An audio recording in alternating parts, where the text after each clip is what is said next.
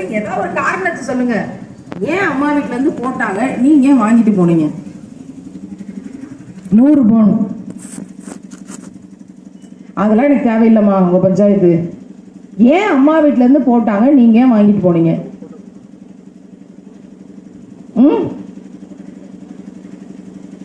வாங்கிட்டு போகாட்டி மாப்பிள்ளை விரட்டி விடுவாங்கன்றது அடுத்து. விரட்டி விட்டா சந்தோஷமா வந்துருங்க, முசீபத்து விலகுச்சு அப்படின்ட்டு வந்துருங்கன்றேன் நான். நகையை வச்சுதான் உங்களை பார்ப்பேன்ற மாப்பிள்ளைக்கு பேர் மாப்பிள்ளையா?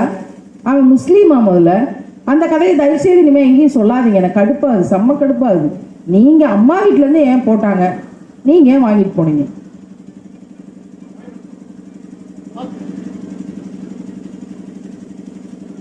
உங்களுக்கு தெரியவே தெரியாதா?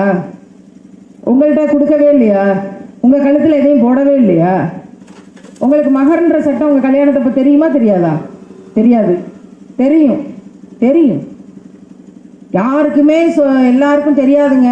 அந்த பாட்டி சொன்ன மாதிரி சொல்ல முடியாது. எங்க காலத்துல எல்லாம் இல்ல, எல்லாருக்குமே ஓரளவுக்காவது மகர்னா என்ன அப்படின்னு தெரியும். 3 பவுன் போட்டாங்க, 2 பவுன் போட்டாங்க, 1 பவுன் போட்டாங்க மகர்லாம் சொல்றீங்களே, அதை நீங்க கேட்டு வாங்கினீங்களா? கேட்டீங்களா? நீங்க கேட்டு கொடுக்கறதுக்கு பேரு தான் மகர். உங்களுக்கு என்ன வேணுமோ அதை கேட்டு அங்கிருந்து வர்றதுக்கு பேரு தான் மகர். அதுவும் சடங்கு சம்பிரதாயமா ஆயிடுச்சு. சரி, கேட்டா போய்கிட்டே இருக்கும், அதுக்கு பதிலே கிடையாது. நம்ம ஒரு முடிவுக்கு வருவோம். இனிமேல் எங்கள் வீட்டு திருமணங்களை மகர்படி தான் நடத்துவோம். நாங்கள் ஒரு குண்டுமணி தங்கத்துக்கு கூட எங்கள் மகளுக்கு கொடுத்து விட மாட்டோம். அப்படியே இருந்தாலும் ஒரு தோடு போட்டிருக்கா, ஒரு செயின் போட்டிருக்கா, 2 வளையல் போட்டிருக்கா, அதோடு அனுப்பிடுவோம். 2 மோதிரம் போட்டிருக்கா, போதும், அதோடு அனுப்பிடுவோம். ஆல்ரெடி அவள் வீட்டில் போட்டிருப்பா தான் வயசு பிள்ளை. நம்ம வச்சுருந்தோம்னா போட்டு தான் விட்டுருப்போம். பிள்ளைக்கு சின்னதாக ஏதோ ஒன்று போட்டிருப்பா, அப்படி தானே? அதோடு அனுப்பிடுவோம். அவள் வேணும்னா வீட்டுக்கார்ட்ட கேட்டு வாங்கிக்கிட்டோம். என்ன சொல்கிறீங்க? பொம்பளை பிள்ளை பெற்றவங்கள கை தூக்குங்க பார்ப்போம். நான் இனி பிள்ளையை கட்டி கொடுப்பதற்காக நகை சேர்த்து கொண்டிருக்கிறேன். கை தூக்குங்க, நல்லா தூக்குங்க. அல்லாஹ் உங்களுக்கு எல்லாம் சிறந்த மருமகன்களை தரட்டும். நகை வேண்டாம்னு சொல்ல நல்லா கை தூக்குங்களேன். ரைட்டு. இப்போ என்ன செய்யறோம்னா, நோட்டு பேனாவே யாராவது எடுக்க சொல்லுவோம். இந்த பொம்பளை பிள்ளையை வச்சிருக்கவங்க எல்லாம் எழுதி உங்க நம்பரை கொடுங்க. நம்ம ஒரு சங்கம் பதிவு பண்ணுவோம், பெண் பிள்ளையை பெற்றோர் சங்கம். நாங்கெல்லாம் சேர்ந்து ஒரு தீர்மானத்தை போடுறோம். நாங்கள் இனிமே குண்டுமணி தங்கமும் போட மாட்டோம், நகை போட்டு சீர் போட்டு கல்யாணம் பண்ண மாட்டோம், மகர்படி தான் கட்டுவோம்னு நம்ம ஒரு தீர்மானம் போடுவோம். ஒரு சங்கத்தை பதிவு பண்ணுவோம்.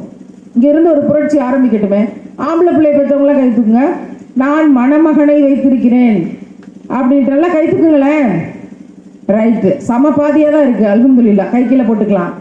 நம்ம ஆண் பிள்ளைகள் பெற்றோர் சங்கம்னு ஒரு சங்கத்தை பதிவு பண்ணுவோம். நாங்க எந்த நகையையும் எந்த விதமான சீர்சனத்தை செய்யறதையும் அலோ பண்ண மாட்டோம். Not allowed. செய்யறதுக்கு அனுமதியே கிடையாது. அனுமதி இருந்தா தானே நீங்க கௌரவத்துக்கு போடுறது. நம்ம பிள்ளைக்கு போட்டாதானே அவங்க கொஞ்சம் மதிப்பாங்க. நகையை வச்சா மதிப்பாங்க? நகையை வச்சாங்க மதிக்கிறது. உள்ள இருக்க அன்பும் பாசமும் உங்களை எவ்வளவு கண்ணியமா நடத்துறதும் நல்ல ஒழுக்கங்களும் மதிப்பீடுகளும் அல்லவா மதிக்க வைக்கிறது. அப்பதானே மதிப்பாங்க. அப்ப நாட் அலௌடு அப்படின்னு ஒரு தீர்மானத்தை போடுவோம். மகர்படி ரசூல்லா சொன்னபடி கல்யாணம்னு ஒரு தீர்மானத்தை போடுவோம். இன்னும் ஒரு 20-25 வருஷம் கழிச்சு இறைவன் உயிரை நீட்டித்து தந்தால் நம்ம எல்லாம் சேர்ந்து சந்திச்சோம்னா இந்த ஊர்ல மகர் பாதுகாக்கப்பட்டிருக்க வாய்ப்பு இருக்கா இல்லையா? சொல்லுங்க. இப்படி ஒரு நடந்தால் இருக்கா இல்லையா? ஆமாவா இல்லையா? ஆமானா இப்படி சொல்லுங்க, இல்லைன்னா இப்படி சொல்லுங்க. ஆமாவா இல்லையா? ஆமா. அப்போ இன்னைக்கு இந்த சங்கத்தை பதிவு பண்ணதான் நினைச்சுக்கங்க. இன்ஷா அல்லாஹ் உங்க வீட்டு திருமணங்களை அதன்படி நடத்துங்க. பொண்ணு வீட்டுல இருந்து பெருசா நகை போடாதீங்க, சீர் செய்யாதீங்க. பிள்ளை போட்டிருக்கிறதோட அனுப்புங்க. பிள்ளை போட்டிருக்கிறதோட 100 பவுன் போட்டு அனுப்பக்கூடாது. அதிகபட்சம் 6 பவுன் 7 பவுன், அவ்வளவுதான். அதுக்குள்ள எல்லாத்தையும் போட முடியும். அதுவும் இல்லைன்னா, அதுவுமே இல்லாத ஏழைகள் எவ்வளவு பேர் இருக்காங்க தெரியுமா? மகரை உடைச்சிருக்கமே, இதுக்கு என்ன செய்யறது? மகர் ஏதோ ஒரு இடத்துல உடைஞ்சிருக்குன்னு நினைக்கிறீங்களா? நீங்க 30 பவுன் போட்டீங்க, 30 பவுன் போட்டாதான் கட்டுவேன்னு ஒருத்தர் சொல்றான். ஏன் சொல்றான்? நீங்க எல்லாம் போடுறதுனால தானே அவன் சொல்றான். யாருமே போடாட்டி, யாருமே கேட்காட்டி அந்த சமூகத்துல வரதட்சணை இருக்குங்க. நம்ம சமூகத்திலும் வரதட்சணை இருக்குன்னா நம்ம அந்த சமூகம் ஆயிர மாட்டோமா? ரசூல்லா சொல்றாங்களே, அவங்க செஞ்சதை நீங்க செஞ்சீங்கன்னா அவர்கள் நம்மை சேர்ந்தவர்கள் இல்லைன்னு சொல்றாங்களே. அப்ப நம்ம ரசூல்லாவின் உம்மத்தா இருக்க வேண்டாமா? தயவு செய்து மகர் அப்படிங்கிற பேணுதலை காப்பாற்றுவதற்கு என்ன செய்யணுமோ செய்வோம். இன்னையில இருந்து அதை உறுதி எடுப்போம். என்ன சொல்றீங்க? பயப்படுறீங்களே இன்ஷா அல்லாஹ்னு சொல்றதுக்கு? அம்மாடி, இந்த மதரசால படிக்கிற பிள்ளைகளை தான் இனிமே உசுப்பேத்தி விடணும். ஒருத்தையும் நாங்கள் கொண்டு போகாதீங்க, சீர் செய்யாதீங்க, தட்டை பறக்க விடுங்கன்னு சொல்லணும். தட்டுக்கிட்டு ஏதாவது வச்சாங்கன்னா முசீபத்துன்னு பறக்க விடுங்க அப்படின்னு பிள்ளைகளை அப்படி தைரியமாக்கி விட்டோம்னா தான் சரிப்பட்டு வரும். பிள்ளைகளுக்கு பூரா கராத்தே சொல்லி கொடுத்து அப்படி எடுத்து அப்படி தட்டி விடுங்க அப்படின்ற ப்ராக்டிஸையும் கொடுத்துட்டோம்னா இந்த சீர்தட்டு ஒழிஞ்சிரும்.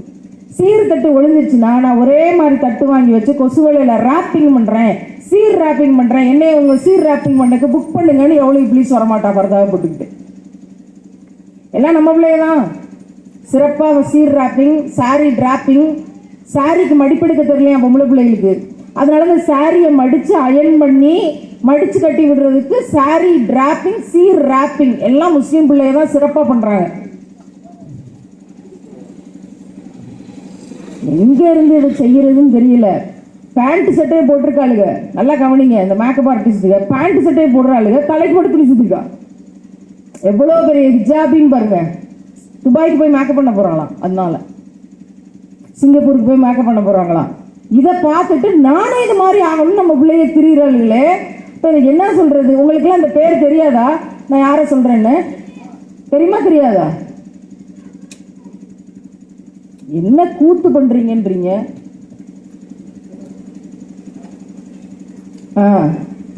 உங்களை கிட்ட மைக்கு கொடுத்து ரெக்கார்ட் எடுத்து போட்டு விட்டுறோம். நான் மட்டும்தான் மிரட்டலாம் சந்திக்கிறதா? எல்லாருக்கும் பேர் தெரியுது. கொடுங்க, மைக்கை கொடுங்க, ரெக்கார்ட் பண்ணுங்க, போடுங்க, பொதுமக்கள் தாங்க சொன்னாங்க அப்படின்ட்டு. என்னங்க அநியாயமா இருக்கு? எல்லாருக்கும் எல்லாம் தெரியுது, எல்லாரும் எல்லாத்தையும் பாக்குறீங்க, லட்சக்கணக்கான பேர் ஃபாலோ பண்றாங்க. எனக்கு அவங்கள விட்டுருங்க, இந்த 1.5 லட்சம் பேர் ஃபாலோ பண்றாங்களே அவங்க யாருங்க? இந்த ஐடியை பூரா ஒரு டீமை போட்டு எடுத்து இவங்கெல்லாம் இவங்களை ஃபாலோ பண்றாங்க அப்படின்னு வெளியிட்டு விடணும். அதுல எவ்வளவு ஆம்பளைங்க இருக்காங்க தெரியுமா? அதுதான் ஹைலைட். அவ்வளவு ஆண்கள் உள்ள இருக்காங்க. இதையெல்லாம் நம்ம எடுத்து பேசும்போது இவ்வளவு எதிர்ப்பு வருதுன்னா அல்லாஹ் நம்முடைய வேலையை கபூல் செய்யறான்னு அர்த்தம். என்ன சொல்றீங்க? நான் ஃபர்ஸ்ட் அந்த விஷயத்தை பதிவு பண்றேன். ஒரு 2-3 நாளைக்கு முன்னாடி ஒரு ஊர்ல நிகழ்வு. ஒரு பிள்ளை அழுதுகிட்டே ஒரு லெட்டர் கொண்டு வர்றா. தயவுசெய்து இந்த லெட்டரை படிங்க, உங்களுக்காக கொண்டு வந்த கிஃப்ட்னு எனக்கு ஒரு கிஃப்ட் கொடுத்தா. சரின்னு வாங்கிட்டு வீட்டுக்கு வந்து இந்த லெட்டரை பிரித்து படிக்கிறேன். அந்த லெட்டர் ரொம்ப அழகாக 2 பக்கத்துக்கு எழுதியிருக்கா. நான் 12th வரைக்கும் ரொம்ப நல்ல பிள்ளையா இருந்தேம்மா. நல்லா கவனிக்கணும் பிள்ளைகள் எல்லாம். நான் 12th வரைக்கும் ரொம்ப நல்ல பிள்ளையாதாம்மா இருந்தேன், ரொம்ப பேணுதலாம். அப்புறம் காலேஜுக்கு போனோடனே நீங்க சொல்ற மாதிரி சுத்தி இருக்க எல்லா பிள்ளைகளும் நம்மளை இன்ஃப்ளூயன்ஸ் பண்றாங்க. டாய்லெட்டுக்குள்ள போனா அழுக்கா போவாளுங்களாம், வெளியே வரும்போது ஃபுல் மேக்கப்போட வருவாளுங்களாம். பாக்கெட்லேயே மேக்கப் கிட்ட வச்சிருக்கிறது. இப்படிதான் காலேஜ்ல நடக்குமா? சைத்தான் என்னை தீண்டி விட்டான், அந்த பிள்ளை எழுதியிருக்கா. அல்லாஹ் அறிந்தவனாக இருக்கிறான். நான் உங்களோட காணொளிகளை தொடர்ந்து பார்த்து வல்லாகி நேர்வழி பெற்றேன், அதுல இருந்து வெளியே வந்தேன். சுப்ஹானல்லாஹ், கண்ணில் தண்ணி வந்துச்சு எனக்கு. நீ ஊரையே திருத்திருவியோ, நீ எல்லாரையும் மாத்திருவியோ, உன்னால என்ன செய்ய முடியும்னு கேட்கிற கேள்விகளுக்கு பதிலாக ஒரு பிள்ளை இதெல்லாம் பார்த்து நான் வந்து நேர்வழிக்கு வந்துட்டேன், இப்போ நான் எந்த விதமான நெகட்டிவான விஷயங்கள்லையும் இல்லை அப்படின்னு சொல்லிட்டு அடுத்து அந்த பிள்ளை ஒரு விஷயம் எழுதுறான். அதான் ஹைலைட். நபிகள் நாயகம் ஸல்லல்லாஹு அலைஹி வஸல்லம் அவர்கள் சொன்னார்கள், இஸ்லாம் எண்ணிக்கையில ரொம்ப பெருசா பெருகும், பெருகின மாதிரி ஒரு நாள் சரியும். அப்படி சரியும் போது ஒரு கூட்டம் வரும் அதை தாங்கி பிடிக்கிறதுக்கு. அந்த கூட்டம் சிறு கூட்டம் தான்.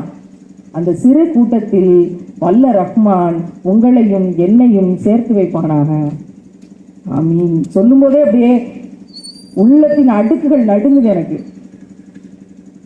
ஒரு காலேஜ் ஃபர்ஸ்ட் இயருக்குள்ள நான் இன்ஃப்ளூயன்ஸ் ஆனேன், நான் நெகட்டிவான பாதைக்கு போனேன். ஆனால் இதெல்லாம் பார்த்து நான் மாறி என்னோட ஈமான்ல ஸ்ட்ராங் ஆயிட்டேன்னு சொல்லிட்டு என்ன மாதிரியான ஹதீஸ் எடுத்து வைக்கிறா பாருங்க. கடைசியில் எப்படி ஒரு துவாவை கேட்டா பாருங்க. சுப்ஹானல்லாஹ். பிள்ளைகளை எல்லாம் அவ்வளவு சாதாரணமா நினைக்க முடியாது.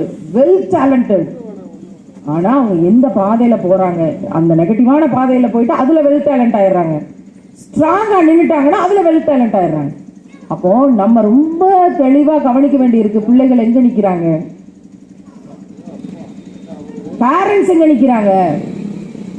உயிரினும் மேலாக நேசிக்கிறோம் ரசூலுல்லாஹ்னு கை தூக்கணுமே, மகர உடைச்சிட்டமே, என்ன வாயால சொல்றதா உயிரினும் மேலாக நேசிக்கிறோம், இல்ல எழுத்தால எழுதி வைக்கிறதா? அவங்க சொன்ன கொடுத்த சட்டங்கள் படி நம்ம வாழணும்ல. அவங்க செஞ்சாங்க, இவங்க செஞ்சாங்க, கௌரவம் சமூகம் செஞ்சுச்சு, இப்படித்தான் எல்லாரும் செஞ்சாங்க, எங்கள்கிட்ட யாரும் கேட்கல, இதெல்லாமா பதில்? அதனாலதான் சொல்றோம், மார்க்க கல்வியை படிங்க. அட்ட டு அட்ட குரானை மனப்பாடம் பண்றேன், தஜ்வீது படி படிக்கிறேங்கிறத கடைசி ஆப்ஷனா வச்சுட்டு குரானை பொருள் தெரிஞ்சு படிங்க, விளக்கம் படிங்க, அதை பத்தி யோசிங்க. நம்ம கொடுக்கப்பட்ட சட்டங்கள் என்னங்கிறத இன்டெப்தா பாருங்க. நான் இஸ்லாத்துக்கு வரும்போது ஒரு 100 புக்ஸ் படித்தேன். அதில் இஸ்லாம் பெண் விடுதலையை என்ன சொல்லுது அப்படின்னு படித்தேன். 100 புக்ஸ் படித்து ரிசர்ச் பண்ணி என்னோட மூளைக்கு ஆமா இது கரெக்டு தான், இதுதான் ஃபார்முலா அப்படின்னு ரியலைஸ் ஆன பிறகுதான் நான் ஷஹாதாவே சொன்னேன். எடுத்த உடனே யாரும் இன்ஃப்ளூயன்ஸ் பண்ண முடியல, எடுத்த உடனே இது எல்லாமே கரெக்டு தான் அப்படிங்கிறத என்னால் அக்செப்ட் பண்ண முடியல. நிறைய படித்தேன், அண்டர்லைன் பண்ணி பண்ணி படித்தேன், அழுதேன், தனியாக புரண்டு அல்லாட்ட நிறைய பேசினேன். 2 மணி நேரம் சுஜூதில் கிடந்த பொழுது உண்டு 4 வருஷத்துக்கு முன்னாடி. அப்படியெல்லாம் போராடித்தான் இஸ்லாம் கிடைச்சது. ரிசர்ச் பண்ணோம். பிள்ளைகளுக்கு அதிகமாக சொல்றேன், அறிவின் தளத்தை நோக்கி போங்க. உங்களால நான் இப்ப சொன்ன பிள்ளை மாதிரி யாராவது ஒரு பிள்ளையவாது நெகட்டிவான பாதையிலிருந்து மீட்டு நல்வழிக்கு கொண்டு வர முடியும். அப்படிப்பட்ட ஒரு வாழ்க்கையை வாழுங்க.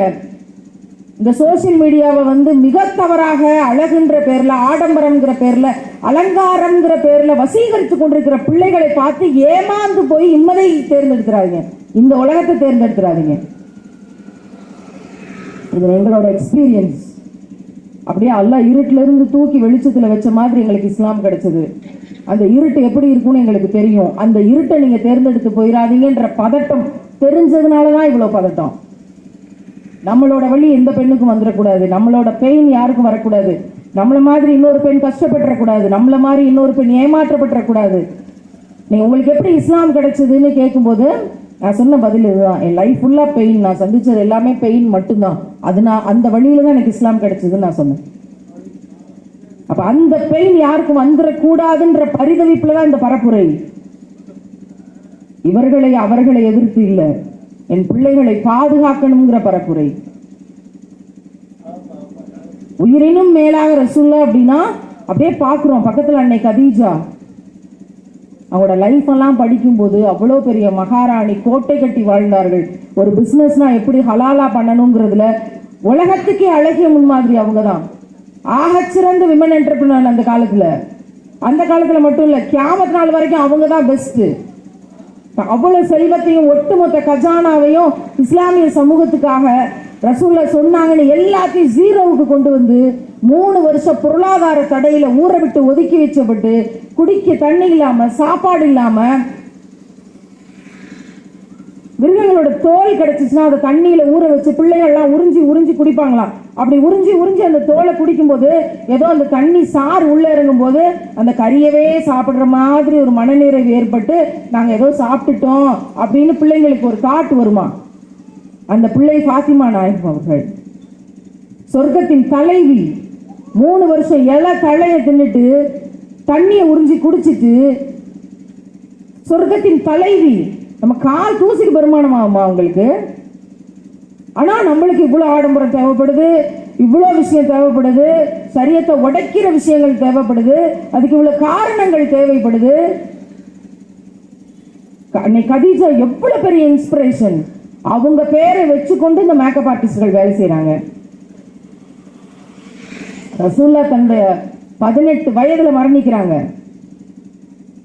அதுக்கு பிறகு 45 வருஷம் இஸ்லாமிய சமூகம் கெட்டு போயிடக்கூடாது, பிரிஞ்சு போயிடக்கூடாது, சீரழிஞ்சிடக்கூடாதுங்கிறதுக்காக 45 வருஷம் தனியாளாக நின்று எந்த பிரச்சனையாலும் பெண்களுக்கு ஒண்ணு சேர்ந்து, வக்கீலுக்கு வக்கீலா இருந்து, ஜட்ஜுக்கு ஜட்ஜா இருந்து அந்த விஷயங்களை எல்லாம் அனுசரிச்சு பெண்களை சிதற விட்டுறாம பாதுகாத்தாங்களே அன்னை ஆயிஷா. அவங்க பேர்ல இந்த மேக்கப் ஆர்டிஸ்ட்கள் வேலை செய்யறாங்க. எங்களுக்கு எவ்வளவு வலிக்குது. ஏன்னா நாங்க படிக்கும்போது அவங்களெல்லாம் அவ்வளவு பெரிய இன்ஸ்பிரேஷனா, உயிர் இங்கிருந்து போன உடனே அல்லாஹ்வை சந்திக்கணும், நம்ம யாரெல்லாம் இவ்வளவு பார்க்கணும் ஆசைப்பட்டோமோ அந்த குடும்பத்தோட இருக்கணும். அவங்களெல்லாம் பார்க்கணும்னு அவ்வளவு வைராக்கியம் வச்சிருக்கோமே, கண்ணால பார்க்க முடியாட்டியும் அவங்க குரலெல்லாம் காதால கேட்க முடியாட்டியும் இவங்கள மாதிரி வாழ்ந்துடணும், அவங்களோட பாதையை கையில எடுத்துக்கணும். எப்படியாவது இதுல ஒரு விஷயத்தையாவது யாருக்காவது சொல்லி கொடுத்து அந்த நிம்மதியின் தளங்களை பெண்கள் அனுபவிச்சிடக்கூடாதா? கடைசி வரைக்கும் கஷ்டப்பட்டு தான் சாகணுமா அப்படிங்கிற விஷயத்தை எடுக்கும்போது அன்னை கதீஜா அவர்களோட பேர்ல, அன்னை ஆயிஷா அவர்களோட பேர்ல, பாத்திமா நாயகம் அவர்களோட பேர்ல இங்க எவ்வளவு விஷயங்கள் நடக்கும் அப்படின்னா நமக்கு ஒண்ணுமே இல்லாம மரமட்டையா தான் இருந்து போறோமா? இல்ல, நான் தடுத்துக் கொள்கிறேன், என் வீட்டு பிள்ளைகளுக்கு எடுத்து சொல்லுகிறேன். யாராவது நிக்காக அல்லது ஃபங்க்ஷன் ஏதோ ஒரு இன்விடேஷனை கொண்டு வந்து கொடுத்தா உங்க கையில இப்போ ஒரு நோட்டீஸ் கொடுப்போம், அந்த நோட்டீஸை நாங்க ஜெராக்ஸ் போட்டு கொடுக்குறோம் அப்படின்னு கொடுக்க போறோமா? உங்க கையில கொடுக்க போற நோட்டீஸ் வந்து அவ்வளவு ரிசர்ச் பண்ணி அலங்காரம் அப்படிங்கறதோட ஒட்டுமொத்த ரிசர்ச் பேப்பர், அந்த ஆராய்ச்சி புத்தகத்தை ஒரே பேப்பர்ல உங்களுக்கு சுருக்கி கொடுத்துருக்கோம். அதை படிச்சு பாருங்க. நீங்களும் உங்க வீட்டு பிள்ளைகளும் படிச்சு அதுல கையொப்பம்ங்கிற இருக்க இடத்துல கையெழுத்து போடுங்க. அல்லாவுக்காக கையெழுத்து போட்டு பத்திரமா பீரோல வைங்க. யாராவது இன்விடேஷன் கொண்டு வந்தா 200 ஜெராக்ஸை போட்டு எல்லாருக்கும் கொடுங்க. இந்த சீர்திருத்த பணியில் நீங்களும் பொறுப்பெடுங்கள். யாராவது ஒரு பிள்ளைக்காவது இந்த செய்தியை ஏற்றி வைங்க. மதரசால இதை பத்தி நிறைய பேசுங்க, டிஸ்கஸ் பண்ணுங்க. தூங்கும் போது மேக்கப் போட்டு தான் தூங்குறேன்ற அந்த ஆலிமா மாதிரி ஆயிடக்கூடாது, பெரிய ஆபத்து. எங்க போய் முடியும்னு தெரியல. துவா செய்யணும், அந்த பிள்ளையெல்லாம் பாதுகாக்கணும், அல்லாஹ் தான் பாதுகாக்க முடியும். இந்த மாதிரியான சிச்சுவேஷன்ல நான் ஒரு 1.5 மணி நேரம் பேசணும்னு நினைச்சேன். கிட்டத்தட்ட அந்த டைம் எல்லாம் ரீச் பண்ணிட்டேன். நோட்டீஸ்களை கொடுத்து அங்கங்க அப்படியே இஷ்யூ பண்ணுங்க, பின்னாடி கொடுங்க, அங்க யாருக்காவது கொடுப்பாங்க. முழுமையாக ஒவ்வொரு செய்தியையும் படிச்சு இதுல சைன் பண்ணுங்க. கண்டிப்பா ஒரு பிள்ளைக்காவது இந்த செய்தி எடுத்து கொண்டு போய் சேர்க்கணும் இன்ஷா அல்லாஹ். கொஞ்சம் வேகமா கொடுங்க, அங்கங்க கொடுங்க, அப்படி அப்படியே கொடுப்பாங்க. யார் இந்த நோட்டீஸை படிச்சு காட்டுறா? பிள்ளைகள் யாராவது படிச்சு காட்டுறீங்களா? தமிழ் படிக்க தெரிஞ்ச பிள்ளைகள். அப்புறம் பின்னாடி திரும்பி பார்க்குறா, அப்போ உனக்கு தமிழ் படிக்க தெரியாது. சரி வாங்க, அப்படியா ரெக்கமெண்ட் பண்ணி யாரையாவது அனுப்பிவிடுங்க.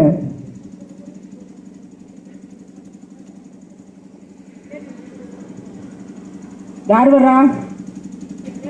வாங்க. அல்ஹம்துலில்லாஹ். சின்ன பிள்ளைகள் வராதனால பெரியவங்க பொறுப்படுத்தி கொண்டாங்க. அவ்வளோதான். அவ்வளோ வாய்ப்பு தருவான், தர்ற வாய்ப்பு பயன்படுத்தலைன்னா அவ்வளோதான், அடுத்து யாராவது எடுத்துட்டு போயிடுவாங்க. ஏன்னா அவ்வளோ பெரிய கூட்டம். நன்மைக்கு முந்தி கொள்வார் யார்? அவ்வளவுதான் கேள்வி. படிங்க.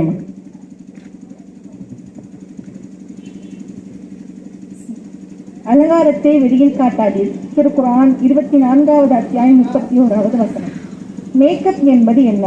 இறைவன் உன்னை எப்படி படைத்தானோ அதை அப்படியே நேசிக்காமல் செயற்கையான அரிதாரங்களை கொண்டு போலித்தனமாக தன்னை மற்றவர்களுக்கு முன்னால் காட்டுவதற்கான செயல் தான் மேக்கப். மேக்கப்பில் என்ன ஆபத்து, பிரச்சனை, சிக்கல்? இறைவன் உன்னை படைத்ததை விரும்பாமல் நீ அதை மாற்றி பார்க்க விரும்புகிறாய். அது மாபெரும் பிழை. பிரைடல் மேக்கப் என்ற பெயரின் முகத்தை மெழுகி உன்னை வேறு நபர் போல் ஆக்கி செயற்கையால் உங்களை அசிங்கப்படுத்தாதீர்கள். 24வது அத்தியாயம் 31வது வசனத்தில் திருமறை சொன்ன எச்சரிக்கையை மீறி உங்கள் அலங்கார படங்களை பிரைடல் மேக்கப் ஆர்டிஸ்டுகளுக்கு தந்துவிடுகிறீர்கள். அவர்கள் உங்கள் படங்களை வியாபார லாபத்துக்காக, பணத்துக்காக காட்சி பொருளாக்குகிறார்கள். முகம் தெரியாமல் கழுத்து வரை உங்கள் படங்கள், வீடியோக்கள் வெளியிடப்பட்டால் அது உங்களுக்கு சம்மதம் என்றால் முகத்தை விட்டுவிட்டு கழுத்து முதல் பாதம் வரை நரகத்தில் போட உங்களுக்கு சம்மதமா? கெமிக்கல் சாயமும் முதத்தில் சிவப்பு கசாயமும் பூசிக்கொண்டு உலாவரும் பெண்களே, ஏக இறைவன் ஒருவனே என்று சொன்னதால் இந்த பக்கம் நீட்டி நுழைந்து உடலின் மறுபக்கம் வெளியேறி அன்னை சுமையா சிந்திய இரத்த சிவப்பு நினைவிருந்தால் மேக்கப் கலாச்சாரத்துக்கு அடிமைகளாய் மாறி இருப்போமா?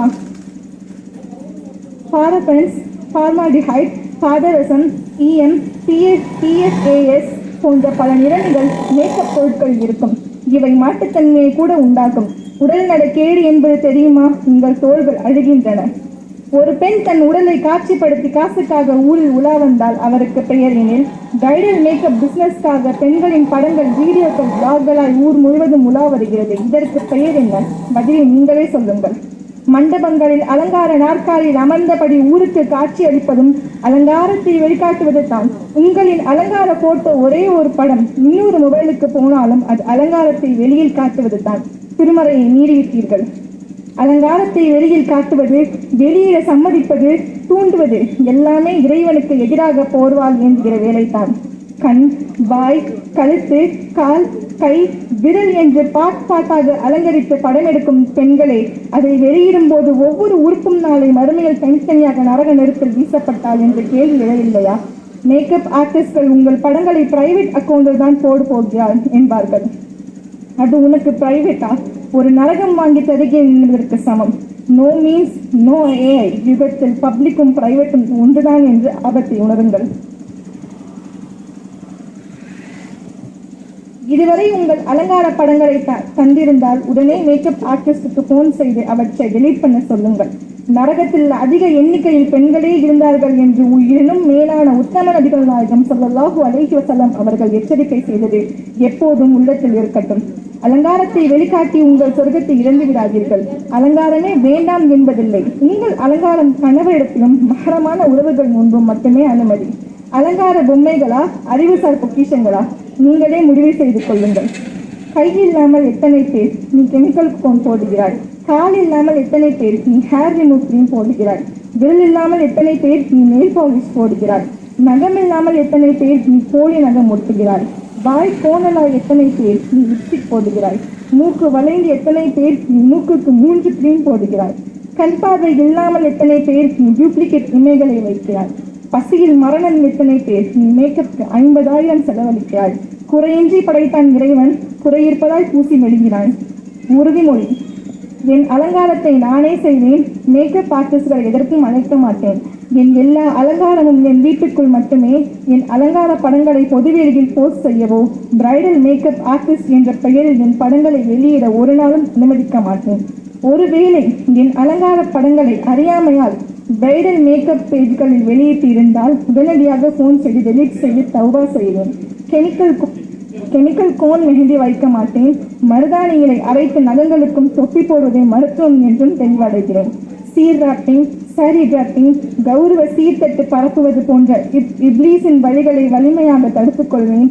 பாலஸ்தீன பசியால் குழந்தைகளை அனாதைகளாய் செத்துக் கொண்டிருக்கும் போது பகட்டுக்காக ஆரி ஒர்க், லெஹங்கா, துவைக்க முடியாத ஜிமிக்கி உடை, அள்ளி போடும் நகைகள் இவற்றை அணிய மாட்டேன். அந்த பணத்தை சேகரித்து ஏழைகளுக்கு உணவு கொடுப்பேன். குரானை பொருளுணர்ந்து படித்து அதன்படி வாழ்ந்து கப்ரு வெளிச்சம் பெற்று சொர்க்கம் அடையும் சீரேவியாய், தாய் தகப்பனின் கண்ணியம் காத்து ரசூலின் சீர்திருத்த பணி செய்யும் சீர்மிகு சீரேவியாய் வாழ்வேன் என்று உறுதிமொழி ஏற்று அல்லாஹ்வின் சாட்சியாக கையெழுத்து போடுவேன். இன்ஷா அல்லாஹ். ஆமீன். என்ன இவ்வளவு மூச்சு வாங்குது உங்களுக்கு? ரொம்ப நாள் ஆச்சு மைக் பிடிச்சு. ஜஸாக்கல்லாஹ். அல்ஹம்துலில்லாஹ். இந்த பயணத்துக்கான ஒரு பங்களிப்பு வந்திருக்காங்க. அல்ஹம்துலில்லாஹ். 36 வயது நிலைங்கிற என்னுடைய புத்தகம் உங்களுக்காக கொண்டு வந்திருக்கேன். காபாவில் வச்சு ரிலீஸ் பண்ணது. யாரெல்லாம் பெண் பிள்ளைகள் பாதுகாப்புக்காக அப்படின்னு யோசிக்கிறாங்களோ யாரெல்லாம் அவங்க கையில் இந்த புத்தகத்தை கொண்டு போய் சேர்த்துரு. இதன் வழியாக ஒரு சீர்திருத்த பணி அந்த ஊரில் நடக்கட்டும் அப்படிங்கிறதா எங்களோட துவா. அதனால இந்த புத்தகம் இங்கே கொண்டு வந்திருக்கு. வேணுங்கிறவங்க அதை நீங்கள் பெற்றுக்கொள்ளலாம். நீங்கள் அதுக்கு 100 ரூபா 200 ரூபா அப்படி கொடுத்து வாங்காதீங்க. ஒரு ஒட்டியானோ, ஒரு சங்கிலி அப்படி ஏதாவது பெருசாக கொடுத்து இந்த பெண் பிள்ளைகள் பாதுகாப்புக்கான பங்களிப்பை செலுத்திக் கொள்ளுங்கள் அப்படின்னு உங்கள்கிட்ட அன்போடு சொல்லிக்கிறேன். சிரிச்சுக்கலாம், இருக்கலாம். அல்ஹம்துலில்லாஹ். ஏன்னா அப்படியெல்லாம் தான் இந்த உலகம் போய்கிட்டு இருக்கு அப்படின்னு பேசப்படுது. சுபஹானல்லாஹ். நிறைய பேசணும், அழகாக படித்தாங்க, அந்த விஷயங்களை உள்வாங்கியிருப்போம்னு நம்புகிறோம். இதெல்லாம் சத்தியம் அப்படின்னா இந்த சத்தியத்தை வெளியில் கொண்டு போய் சேர்க்க வேண்டிய பொறுப்பு ஒவ்வொரு பெண்மணிக்கும் இருக்கு. இன்ஷா அல்லாஹ் இன்னைக்கு சில தீர்மானங்கள் எடுத்திருக்கோம். மகர்படி திருமணங்களை செய்வோம்னு எடுத்திருக்கோம். அழகு அப்படிங்கிற பக்கத்தின் போகாமல் அறிவு அப்படிங்கிறதின் பக்கத்தின் போவோம்னு எடுத்திருக்கோம். மதரசா பிள்ளைகள், அடுத்த தலைமுறை பிள்ளைகள் இதெல்லாம் ரொம்ப சீரியஸாக ஃபாலோ பண்ணுங்க. ஃபாலோ பண்ணுறதுங்கிறது ரொம்ப சீரியஸாக இருக்கணும். இதில் சமரசமே கிடையாது. அதில் ஒரு வார்த்தை வரும், நோ மீன்ஸ் நோ. ஹராம்னா ஹராம் தான். அதில் லைட்டான ஹராம், லேசான ஹராம், ஹராம்னா ஹராம் தான். அது வேண்டாம்னா வேண்டாம் தான். அந்த மாதிரி ரொம்ப சீரியஸாக ப்ராக்டிஸ் பண்ணுங்கள். அல்ஹம்துலில்லாஹ். இந்த மட்டும் உங்களையெல்லாம் சந்திச்சதில் பெரிய சந்தோஷம். 4 வருஷத்துக்கு முன்னாடி குரான் படிக்கும்போது நரகத்தில் நடுவில் ஒருத்தவன் எரிஞ்சிட்டு இருக்கான். என்ன தப்பு பண்ண அப்படின்னு கேட்கப்படுது. அவன் சொல்கிறான், நான் பூமியில் நல்லா வாழும்போது ஏழைகளுக்கு உணவு கொடுக்கல, உணவு கொடுக்க சொல்லி தூண்டலை. குர்ஆன்ல இதே வசனம் பல இடத்துல வருது. அப்போ தொடர்ந்து நான் படிக்கும்போது என்ன நினைக்கிறேன்னா, அப்போ தொடர்ந்து ஏழைகளுக்கு உணவு கொடுப்போம், அப்பப்போ கொடுப்போம், ஆனால் தொடர்ந்து கொடுக்க மாட்டோம். அப்போ தொடர்ந்து கொடுப்போம்னு முடிவு பண்ணி ஒவ்வொரு ஜும்மா அன்னைக்கும் 50 பேருக்கு சாப்பாடு அப்படின்னு நாங்கள் சமைச்சு கொடுக்க நான் ஆரம்பித்தேன். சமைச்சு கொடுக்க ஆரம்பிச்சு அதுக்கு எப்படி தூண்டுறது அப்படின்னு பார்க்கும்போது, இதுக்கு பசியாற்றுவோம் திட்டம்னு பேர் வச்சு எல்லா ஊர்கள்லையும் இது சிறப்பாக செய்யுங்க. ஒன்று நீங்கள் சமைச்சு கொடுங்க, அப்படி இல்லைன்னா இந்த திட்டத்துக்கு 50 ரூபா காசு கொடுங்கன்னு அனௌன்ஸ் பண்ணேன். இன்னைக்கு தமிழ்நாடு முழுக்க, உலகம் முழுக்க 100க்கும் மேற்பட்ட இடங்கள்ல பெண் பிள்ளைகள், பெண்கள்லாம் சேர்ந்து ஒவ்வொரு ஜும்மா அன்னைக்கும் சமைச்சு பிச்சைக்காரங்களுக்கு கொடுக்கல. அந்த தெருவில் இருக்கிற ஒரு ஏழை பெண்மணி, அவள் தனியாக இருக்கா, ஒரு விதவை பெண்மணி, வீட்டில் 3 பிள்ளைகள், மொத்தம் 4 பேர், 4 பிரியாணி அல்லது 4 நெய்ச்சோறு தால்ச்சா பார்சல். அந்த தெருவில் யார் இருக்கா, அடுத்த தெருவில் யார் இருக்கா அப்படின்னு பார்த்து அந்தந்த தெருவில் ஒரு பெண்மணி பொறுப்பேற்று அந்த தெருவில் இருக்கக்கூடிய கஷ்டத்தை வெளியில் சொல்லாத பெண்மணிகளுக்காக வீடு தேடி கொண்டு போய் ஜும்மா அன்னைக்கு 12 மணிக்கு நல்ல சாப்பாடு கொடுத்துறது. அவங்க பட்டினியாக கிடக்க மாட்டாங்க, ஆனால் நல்ல சாப்பாடு சாப்பிட மாட்டாங்க. அப்படி இருக்கவங்களை செலக்ட் பண்ணி இந்த உணவு கொடுக்கும் திட்டம் நடைபெற்று கொண்டிருக்கு. எனவே உங்கள் ஊர்லேயும் பசியாற்றுவோம் திட்டத்தை எடுத்து சிறப்பாக நடத்துங்க அப்படிங்கிறது என்னுடைய ரெக்கமெண்டேஷன், என்னுடைய ரெக்வஸ்ட், ஆலோசனை, எப்படி வேணாலும் சொல்லிக்கலாம். ஏன்னா நரக நெருப்பிலிருந்து நம்மை தடுக்கக்கூடிய, எல்லா விதமான பாவங்களிலிருந்தும் மன்னிப்பு பெறக்கூடிய, ஏழைகளை கொஞ்சம் கரிசனமாக பார்க்கக்கூடிய, நம்ம உள்ளத்தை தூய்மைப்படுத்தக்கூடிய, விசாலப்படுத்தக்கூடிய மிகப்பெரிய மேஜிக் ஏழைகளுக்கு உணவு கொடுக்குறதுல இருக்கு. அதை நான் அந்த 4 வருஷமாக பார்த்துட்டு இருக்கேன்.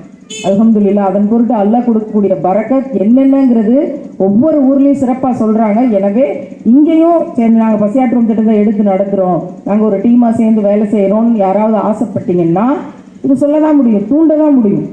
இறைவன் யாருக்கு உதிப்பு தர்றானோ அவங்க பாக்கியசாலிகள்.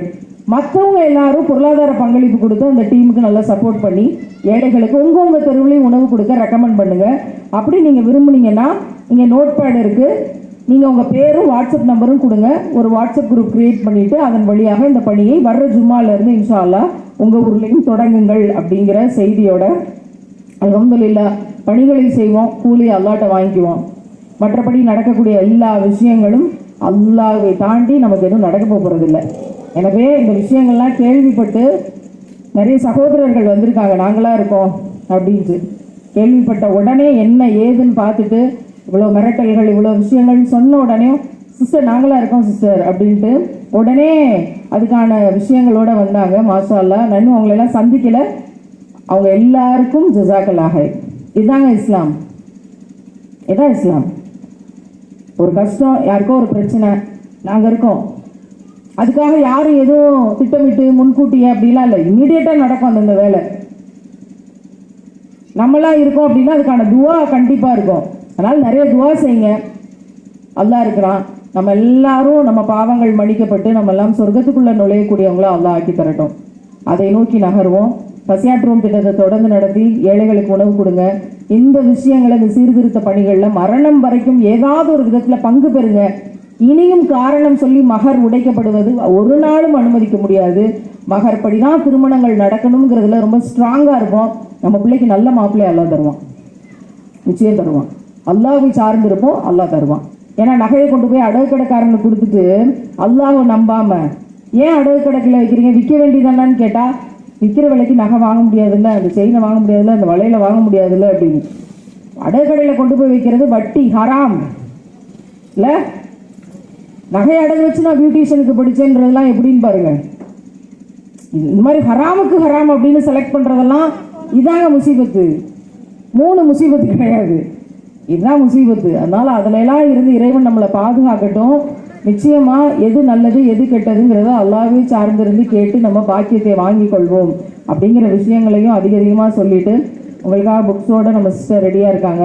அவங்கெல்லாம் இந்த பயணத்தில் தொடர்ந்து மாஷா அல்லாஹ் இடைய மயக்கம் போட்டு விழுந்தாங்க, உடம்பு சரியில்லை, அதோடு ஓடிக்கொண்டு கிட்டத்தட்ட 5000 கிலோமீட்டர் ஓடிக்கொண்டிருக்கோம் தொடர்ந்து. வீட்டிலேருந்து வெளியே வந்து இன்றைக்கி 28வது நாள். தொடர்ந்து இந்த நோட்டீஸ்களை அச்சடித்து ஒரு 35,000 பெண்களை சந்தித்து இந்த பணிகளை செஞ்சுட்டு கடந்து ஓடிக்கொண்டிருக்கோம்.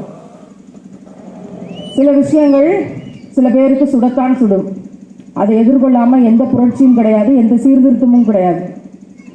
ரசூல்லா சீர்திருத்த பணியை செய்யும் போது எதிரிகள் படையெடுத்து வரலையா? அதனால் எல்லாவற்றையும் பார்ப்போம். அல்லாஹ் இருக்கிறான் நமக்கு. சிறப்பாக பணி செய்யுங்க, சந்தோஷமாக இருங்க, அல்லாஹ்வை சார்ந்துருங்க. அல்ஹம்துலில்லாஹ் இன்னொரு சந்தர்ப்பத்தில் விரிவாக இன்னும் நிறைய பேசக்கூடிய பாக்கியத்தை இறைவன் தரட்டும். வாய்ப்பு இருந்தால் இம்மையில் சந்திப்போம், இல்லைன்னா மறுமையில் ரசூல்லாவோடு சொர்க்கத்தில் நுழையக்கூடிய பாக்கியத்தை பெற்றவர்களாக சந்திச்சு கொள்வோம் இன்ஷா அல்லாஹ். நிறைய சீர்திருத்தவாதிகள் இங்கே உருவாகட்டுங்கிற துவாவோட அஸ்ஸலாமு அலைக்கும் வரஹ்மத்துல்லாஹி வபரகாத்துஹு. அதுக்கு கீழே அந்த கணவரை கழுவி ஊத்துனாங்க பார்த்தீங்களா, 1000 கமெண்ட்ஸ். இவன் ஆணாதிக்கவாதி, அடிப்படைவாதி அப்படின்னு. அங்க இஸ்லாம் அப்படிங்கிறது உயர்ந்து நிற்குது.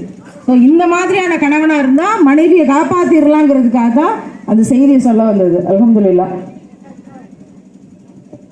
பெண்கள் உயர்நிலைப் பள்ளி அன்று பிரிட்டிஷ் காலகட்டமான 1936இல் பெண்கள் கையெழுத்திடாத காலத்தில் பெண்கள் கல்வி கற்கக்கூடாது என்று பெரியவர்கள் சொன்ன காலத்தில் கல்யாண நேரத்தில் பெண் கையெழுத்து போட தெரியாது என்று வெளிப்படுத்தியதாக அன்று ஹாஜியார்கள் கல்யாணம் செய்து வைப்பவர்கள் சொன்ன விஷயங்கள் நமது முன்னோர்களால் மிகவும் கவலையடைந்து ஏறத்தாழ 80 ஆண்டுகளுக்கு முன் எமது முன்னோர்களால் பெண்களுக்கு கல்வி கொடுக்க வேண்டும் என ஒரு இடத்தை வாங்கி பெண் பிள்ளைகள் ஒரு ஆசிரியரை கல்வியை தொடங்கி இன்று வரை பல கோடிக்கணக்கில் பல கட்டிடங்களை கட்டி ஒவ்வொரு மாதமும் பழுது பார்க்கவும் பராமரிப்பு செய்து இன்று ஹுசேனியா அரபி உயர்நிலை கல்வியாக உயர்ந்து நிமிர்ந்து கல்வி பணியாற்றுகிறது. இன்ஷா அல்லாஹ் நிறைவில் நமது முன்னோர்கள் செய்த அந்த அரபி மற்றும் கல்வி பணிக்கு இனி மிக செம்மையாக நடத்திட துவா செய்யவும் இன்ஷா அல்லாஹ்.